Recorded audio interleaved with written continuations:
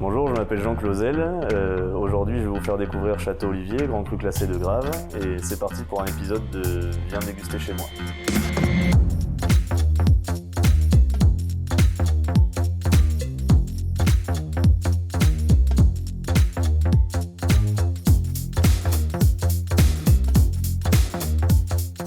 Château Olivier, en fait, c'est un des plus vieux châteaux de la région. C'est un château qui remonte au XIIe siècle. À l'époque, c'était simplement un pavillon de chasse. C'était pendant la guerre de 100 ans, Édouard de Woodstock, le prince noir, qui aimait beaucoup venir séjourner dans ce pavillon de chasse.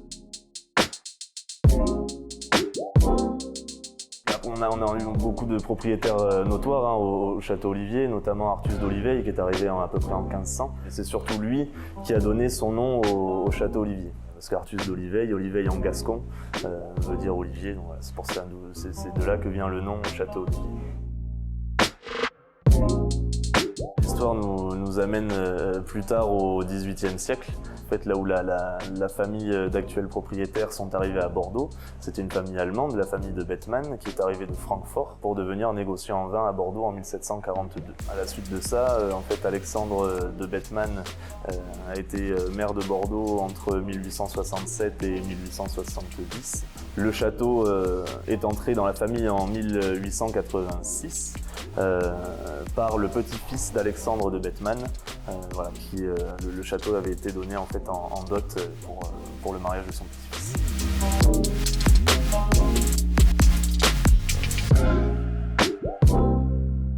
Château Olivier, c'est une grande propriété d'un seul tenant qui fait 230 hectares. On travaille avec 52 hectares de rouge et 8 hectares de blanc, donc 60 hectares de vignes au total sur 230 hectares de propriété. Le reste en fait comprend de la forêt, des prairies et les bâtiments. C'est une propriété aux 5 classements. Le premier classement c'est pour le château en fait, qui est inscrit au monument historique. Le second classement pour les bâtiments autour, qui comprend donc les douves, les anciennes écuries, les piliers à l'entrée qui sont classés, les miroirs d'eau qui sont classés. Le troisième classement pour la forêt qui est classée et protégée. Le quatrième classement pour les étendues d'herbe et les prairies autour qui sont classées et protégées également. Et enfin évidemment le dernier classement, le cinquième pour ces vins qui sont grands crus classés en rouge et en blanc. On fait du vin rouge et du vin blanc évidemment, grand cru classé. Et on a aussi notre second vin qui est le Dauphin d'Olivier, qui n'est pas grand cru classé, mais ces deux vins, autant le premier que le second, s'inscrivent en fait dans l'appellation Pessac-Léognan. Cette appellation qui avait été créée d'ailleurs en 1987, qui est donc en fait une appellation assez récente. On fait partie des 16 châteaux Grand Cru classés de Grave, et parmi ces 16 châteaux, nous faisons partie des 6 châteaux à pouvoir être classés en rouge et en blanc. Au Château Olivier, en fait, on essaye à chaque fois de se renouveler. On essaye différents types d'élevage, par exemple, avec des gros volumes sur les blancs en demi-nuit, par exemple, ou alors des fermentations et un élevage en wine globe là qu'on essaye à peine cette année. Donc on essaye un peu de voir ce que ça pourrait nous apporter. On n'essaye pas de faire du trop, on essaye de rester à notre place et d'essayer de travailler avec le plus d'humilité possible, disons. On essaye de trouver de nouveaux moyens de faire découvrir un peu notre passion au château et ce qui nous anime. On propose plusieurs activités, notamment la première évidemment c'est une visite, un tour historique, une explication historique du château avec une explication des vinifications, de l'élevage en barrique où on termine par une dégustation de 2 vins grands crus classés, un en rouge et un en blanc.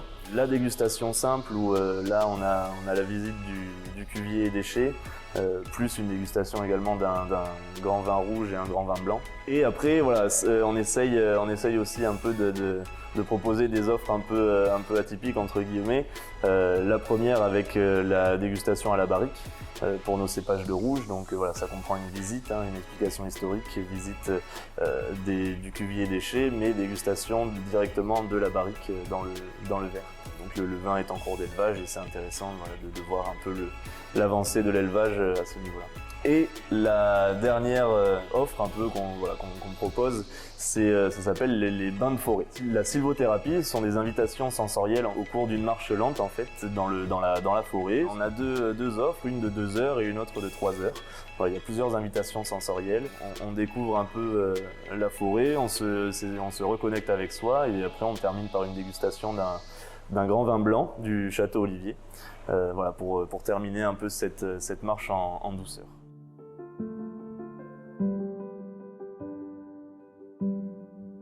Le Château Olivier blanc, grand cru classé de Grave. Voilà, ça fait partie d'une trilogie un peu particulière avec 18, 19, 20, là, ces 3 années qui sont très bonnes. Les vinifications se sont très bien passées et donc on fait un élevage de 10 mois pour ce blanc en barrique. On fait les fermentations alcooliques dans les barriques et ensuite on fait un élevage sur lit pendant 10 mois avec des bâtonnages réguliers. Ça va rapporter un peu de gras au vin et un peu d'amertume qui va venir s'équilibrer avec l'acidité du Sauvignon.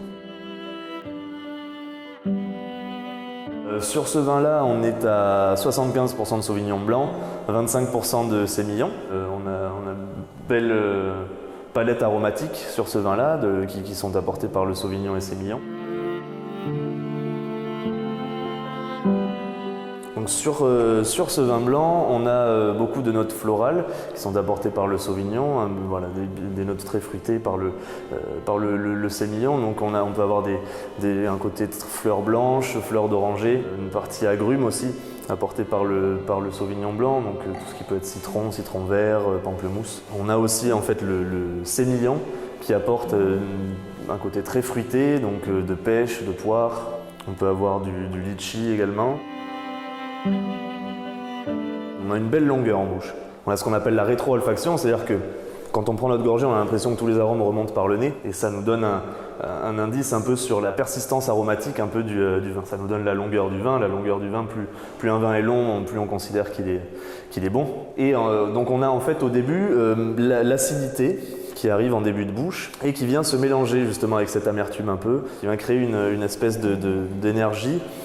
Un côté très rond du sémillon. Et voilà, on a cette acidité qui vient dès le début et qui sera enveloppée après voilà, par le côté très rond du sémillon. C'est un vin qui se marierait parfaitement avec les typiques fruits de mer, huîtres, on peut avoir aussi les coquilles Saint-Jacques évidemment, un peu tous les poissons. Ceci dit, en fait, c'est un vin qui a une telle fraîcheur mais une telle persistance aromatique et une telle complexité qu'on pourrait le boire en fait totalement seul comme en mangeant avec. On pourrait même l'avoir presque sur de la volaille, ça pourrait être très intéressant. Contrairement à ce qu'on peut penser, on associe beaucoup plus le vin rouge avec le fromage, mais effectivement on peut avoir des fromages qui se marieraient parfaitement avec ce vin blanc, notamment le comté, des pâtes très fruitées, ou même du chèvre. Hein. On pourrait aussi le mettre avec les desserts. L'acidité et la fraîcheur du Sauvignon, ça balancerait bien avec un côté un peu sucré d'un dessert. L'aventure au Château Olivier s'arrête ici. Je vous invite à découvrir la multitude d'autres domaines viticoles du Bordelais. Rendez-vous pour un nouvel épisode de Viens déguster chez moi et n'hésitez pas à venir nous rencontrer au Château Olivier à la propriété.